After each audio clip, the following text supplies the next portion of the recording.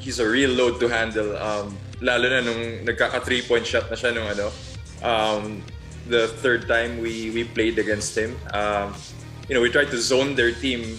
We were successful in our first game, but they figured it out in the next time around. And he's developing into a complete player. He's really going to be a handful to all the teams. Well, I saw that game, Kuya Larry. You guys were trying to zone them.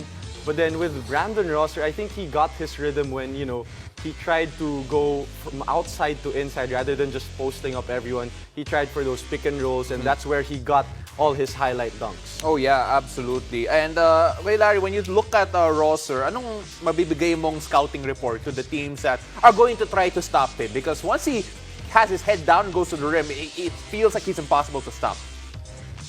Yeah, that's true, Pao. No? So maybe when he brings his head down, then you probably need to set a double team right or a help that can disrupt his move. No, because it's really tough for him to when he gets down that deep. No, so sayang lang. No, we almost beat them the first time around, and actually they thanked us after the game because parang they had to sharpen their 3-point skills after we had a good game plan against them. We almost beat them. Sayang.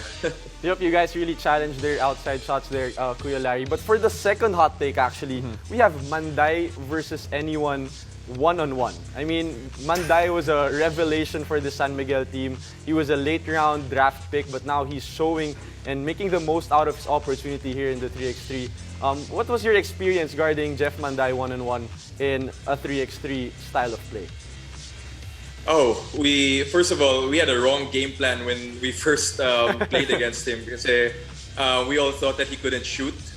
So we just gave him that, but it turned out he was a complete player pala. And when I talked to Coach Gina Banilla of San Miguel, I was impressed. He got this guy in the 4th round. He's like the Scotty Thompson of his province. Yun yung description sa kanya. He's really good, no? I think he can make it to the 5-on-5, and the kid's a tough handle.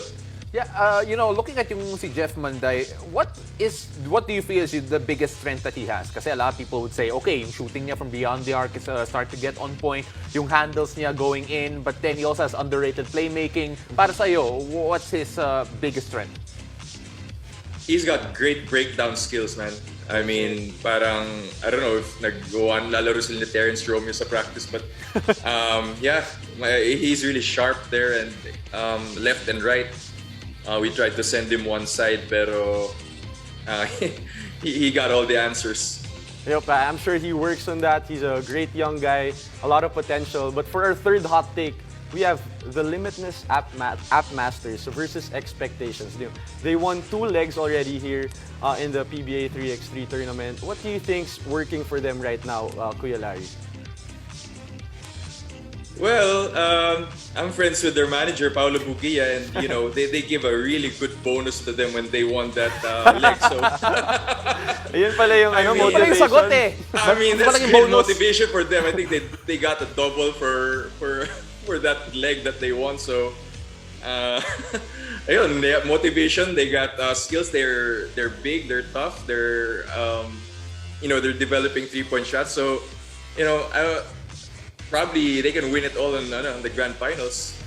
Alam mo, Limitless are the only team who have done a repeat dito sa circuit natin so far. They're the only team to win 2 legs. Do you feel that there's a bigger target on their back right now na going into this one? I know they've already progressed to the knockout, but then going into this one, do you feel that the teams would just up it a notch when they go up against them?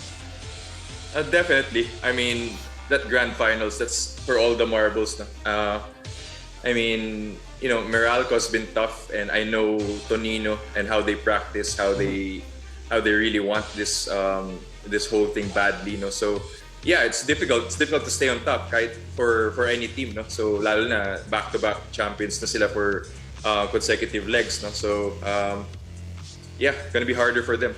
Yep, that's for sure. Imagine fighting for 750K. Happy holidays for whoever wins that. Plus may reward. bonus pa. But Kuya Larry, just a quick one.